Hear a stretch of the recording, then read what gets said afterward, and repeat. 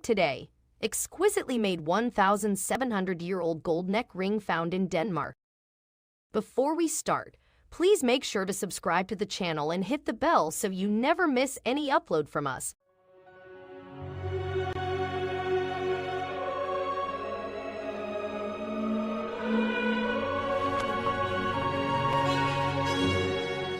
In October 2021, Dan Christensen, an amateur metal detectorist, made the exciting discovery of a remarkably fine gold neck ring weighing a whopping 446 grams, approximately 1 pound.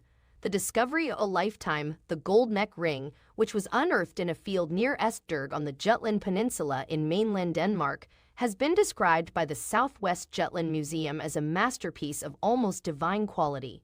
Archaeologists believe the necklace dates to around 1,400–1,700 years ago and belongs to the Germanic Iron Age, a period spanning AD 400 to 800 in northern Europe. A magnificently crafted and unusual gold neck ring. The gold neck ring is formed of a 93 centimeter, 36 inches, long, rod-shaped piece of gold. The circular cross-section is narrowest in the center and thickens towards the ends. It is 21 centimeters, 8 inches, at its broadest point, according to the CPH post. Describing its exquisite workmanship, a post by Southwest Jutland Museums added that the rod was then bent into a ring shape so that approximately 1/3 of the thick ends overlap. This overlapping portion is thickly embossed with a crescent-shaped pattern. Each end has a series of flat, gold beads carved into it, whereas as the rod starts tapering towards the center, the crescent pattern is replaced by a small, neat pattern of furrows and small pistons that form an elongated design. At the back, between the overlapping part of the ring, a thin plate has been soldered on. This forms the base for insertion of a beautiful frieze of 6 thin ribbed gold wires, 4 of which are plated together 2 by 2. A 7th spirally twisted gold wire is placed above. The whole forms an elegant masterpiece of almost divine quality. Only 10 similar necklaces with stamped pattern have been found in Denmark to date. The latest find is one of the most beautiful, with the soldered plate and the plated gold wire frieze making it very unusual. Was the almost divine necklace a divine offering? Archaeologists believe that the necklace was deliberately hidden by its owner and not an offering to the gods. Votive offerings in the area were generally made in the wetlands, and since there is a wetland nearby, it seems to indicate that the owner's purpose in burying the necklace was not to placate the gods or win a favor from them. When sacrificing items at that time, it usually took place in wetlands and bogs and the like.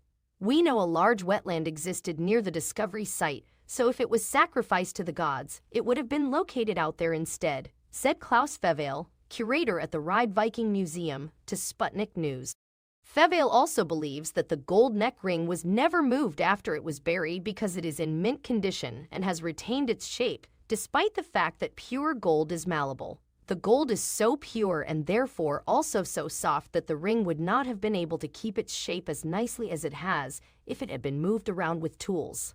At the same time, the excavation shows that we have found the very hole in which the neck ring was hidden, he said to Sputnik News. Why was such a valuable treasure hidden?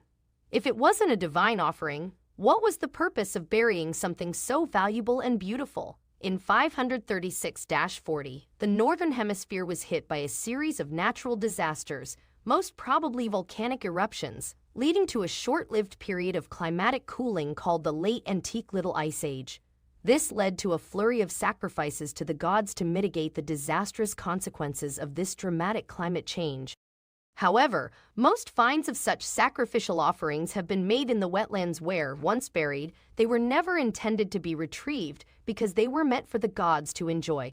The Esbjerg necklace, on the other hand, was most likely buried under the owner's house, a temporary measure to save it from loot when an enemy threatened perhaps. Or maybe it was meant to be retrieved when the owner needed to realize its value in monetary terms.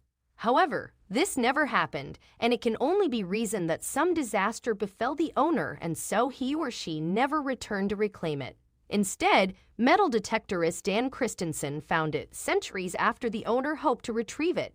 Maybe the gods are having the last laugh after all.